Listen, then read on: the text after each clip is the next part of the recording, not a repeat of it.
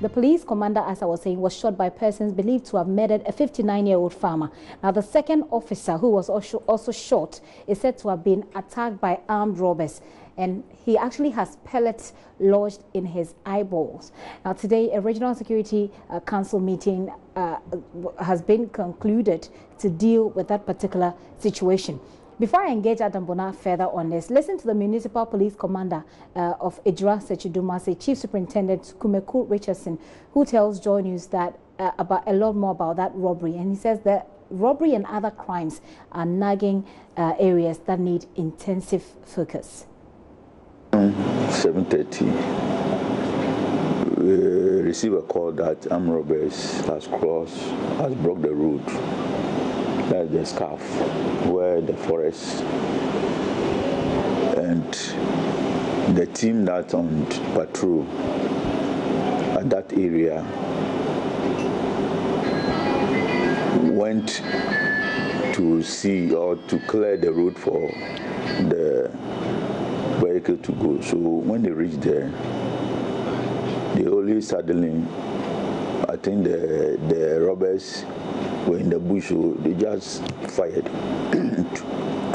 Just fired, and the pellet hit one of our policemen onto the face. So we have injury at the face and the head. So they were able to rush him to the Ejura hospital for treatment, but when they took X-ray of the face, they saw that no, they have to refer him to Konfonachi for further treatment. So as we are talking now, it's at Konfonachi. Yes, the police, those team, they were on patrol on that road.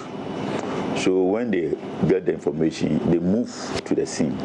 So on reaching there, the people, the robbers in the bush, because the visibility was very bad. So they saw the scene.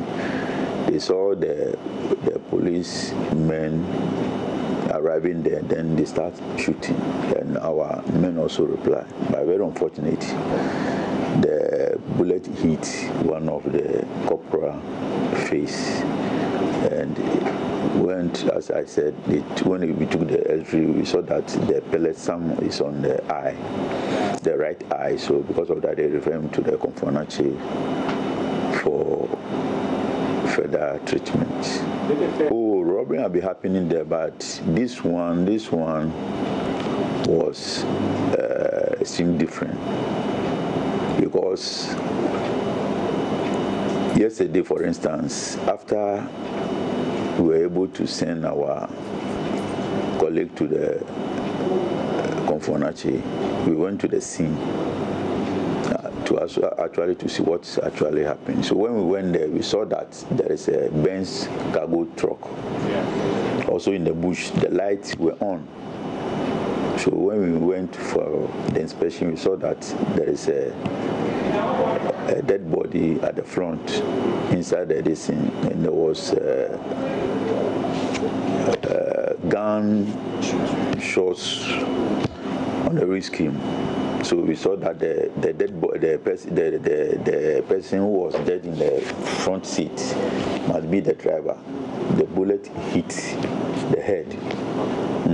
So we removed that body too, and we brought him to the hospital for confirmation of that he's dead. So from there we sent him to Mampong. We are soliciting information from the public or our informants if they can help us to get the culprits. Yeah, we know our work, that's how our work is. Sometimes you go and this will happen. So when it happened, in fact, we were surprised, but that will not, deter us that we will not continue with the work. But only we have to strategize, and we know how to approach such incidents in future. Yeah, our car have a problem, so according to the leader of the team, said that one of the Xianyong car that the driver voluntarily give it to them to send to the scene. Chief Superintendent Kumako there, he's the municipal commander for Ejura Sechedumase. I do have security analyst Adam Bona on Skype to help us analyze these security situations and what to do going forward. But before I get to him again, Erasto Sasari Donko is on the line from Insuta. That's where the farmer was butchered some 2 weeks ago, and that farmer, that story is connected to the ambush of these police officers, as Erastus told us over the weekend. They had gone to make further inquiries and to investigate this matter further. Erastus. Yeah, Gifty. Tell us more. Gifty, this is a very interesting and bizarre case of murder that has turned its anger on the security forces who are supposed to solve this crime.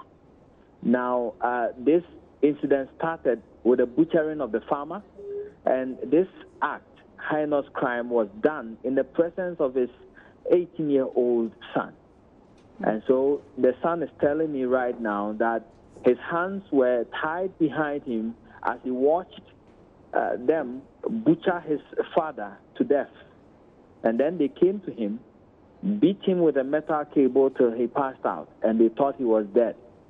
Stepped on his neck to ensure that his neck was broken, and they left him for dead. Erastus, did he see the persons involved in this, and is there any reason, is there any information at all as to why his father was the target? In fact, he's mentioning all their names. These are his father's nephews, his father's family, and they number over 6. And they did this thing. And in fact, he's here. So let me just get a quick narration from him. Let's make it brief. What happened over there? That is if you have time.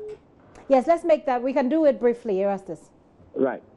So tell me briefly, that day you saw what happened. What happened at the scene? Yes. Something about it. So tell me, what happened? What did they do to your father before they came to you? They just even cut his head here, and at the same time they cut his neck and send him, and they put him on his motorbike. Now, as soon as they finished, they came on me and beat me with the high tension cable. So you know them, these people? There are many, but I've mentioned some of them to the police, but I can even mention 1 or 2 people for you to even know them. Just keep it there. So we have the full interview, I think, at the right time. We'll play that. You'll be able to have appreciate what happened. Erastus, let me hang you on a little bit and bring Adam Bona into this conversation. Mr. Bona, it's a very checkered situation, and I don't even know exactly where to start with the conversation. But let me find out from you. What do you see? This weekend we've had the police involved in, this attack. One of them was ambushed. And the commander is still in hospital battling for his life. We had the police officer for Ejura Sechedumase, the commander for Ejura Sechedumase, say one of their vehicles had a problem. Do you think that all of this boils down to resources? Yes, it boils down to resources. If you look at it, there is a deficit of about 30,000 police officers needed to augment the 36,000 or so to bring the number to about 500 citizens. And apart from that, they don't also have material resources apart from the human resource. If you look at it, inadequate vehicles. Why I think this year we did hear His Excellency the Vice President mention that the police were going to be equipped with 3 helicopters. One station, I think, around Accra, one in Kumasi, and I think the other in thereabout.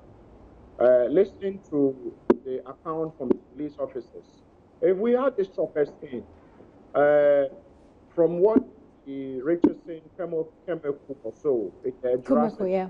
I know the place very well. That's right. I mean, it has is a bit forest stripping, and it stretches in between the towns. A lot of bush. So you can easily be, ambushed just like it happened to them. But if there was the chopper goes, in the sky, and they are able to, look over a very large area and do any counter so fighting armed robbery, any one to take the law into their hands. And so resources are needed. There are times when vehicles are parked and there's no proof to move these vehicles.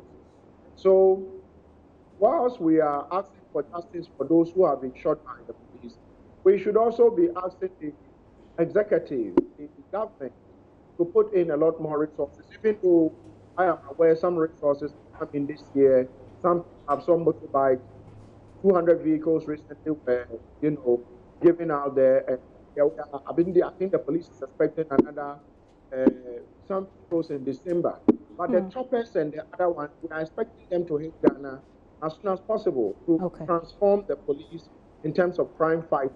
And so these are worrying times. We are moving into December, where some miscreants would help themselves with possession. It never worked. Yeah.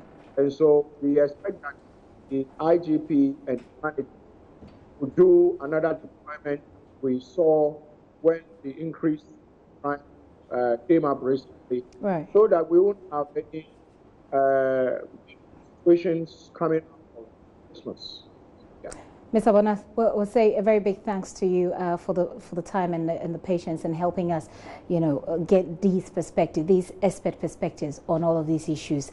Adam Bona is a security expert there, helping us through the conversation all the way from Asawase to where we are at the moment, the Esiwa, where Esiwa's police commander is still in hospital battling for his life, I must say. Ohime Nteria has been to the hospital. He's joining me again from Kumasi, where he's been following up on the condition of these officers. Ohime. Hi, Gifty. We understand that the commander is still in hospital. How bad is the situation? Thank you, Gifty. Yesterday, I had the opportunity to visit him at the Konfanoche Teaching Hospital's Accident and Emergency Center. And today, too, and looking at his condition, from my layman point of view, I could see today he was feeling much better, just that doctors at the hospital wouldn't want to speak to me on record. For instance, they told me today he managed to use the bathroom himself without anybody's assistance. So that is some sort of good news and comes as relief to the police administration, who have also vowed to treat this issue as an attempted murder on the lives of these police officers. So I would say he's recovering or responding to treatment, and he has been now moved to the intensive care unit, where doctors have also been working on him, as well as Corporal Bernard King from Ejra, who was also attacked last night. Apart from these two, the others have been discharged, we understand. Yes, in the Siwa shooting incident, for instance, one corporal was involved and 2 CPAs, as well as an assembly driver for the Bosomefre District Assembly. These people were treated and discharged from the New Geographic Government Hospital, and the 2 CPAs were also at the Konfanoche Teaching Hospital yesterday. So they were also treated and discharged. So these senior police officers, I must say, are on admission at the Konfanoche Accident and Emergency Center. Ohime, thank you very much for that update. Ohime Nteria there, joining us all the way from Kumasi, where he's been checking on the commander, the Esiwa commander, who was shot yesterday, over the weekend, I think on Saturday, and bringing us those details. I don't know if we still have Erastus on the line to find out how this particular case is particularly connected to the shooting and the ambush of the Esiwa commander. It looks like we've lost Erastus, but we've had quite a lengthy conversation about this. In the meantime, a nephew and friend of the deceased driver, Yakubu Haruna, and Anwar Sadat have been speaking with Joy News. I was in a village when I was informed that my uncle had an incident between armed robbers, and so I just came and I saw that he's not alive again. That was what I also witnessed. Okay, I feel pity. I feel pity in my life, so I was very sad. How do you feel about the whole incident? What would you remember about your uncle? In fact, it's a lot. What I could remember about him is a lot, so I cannot say all. Somewhere 9 to 10, when I had a call that my friend had an accident, it was an army robber that has shot him.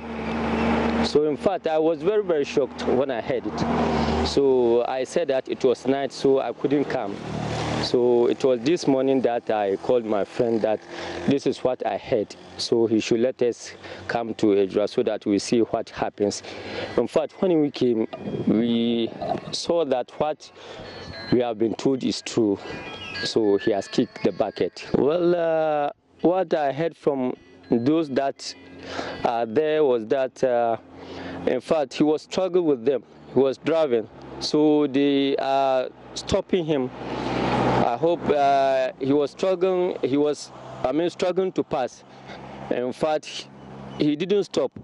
And finally, they have seen that he was not able to stop. That's why they shot him. And so where's the body now? And how do you feel about the whole incident? In fact, I was very, very shocked. Now, the police came and took the dead body. They took him to Ejura Hospital, and then the commander gave them charge that they should took him to, Mompong Hospital. That's where the body lies. So the body is now at the